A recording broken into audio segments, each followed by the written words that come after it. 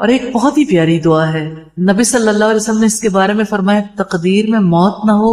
تو یقینی طور پر شفا ملے گی۔ 7 مرتبہ جو اس دعا کو پڑھے گا، میں نے اسے جس پیشنٹ پر آج تک پڑھا الحمدللہ، خود اپنے لیے بھی، کیونکہ میں اس دعا کو میرے روزانہ کے معمولات میں شامل ہوں الحمدللہ۔ اس دعا کا عظیم اثر کسی نوعیت کی تکلیف، کسی نوعیت کی بیماری، کسی نوعیت کی بے قراری،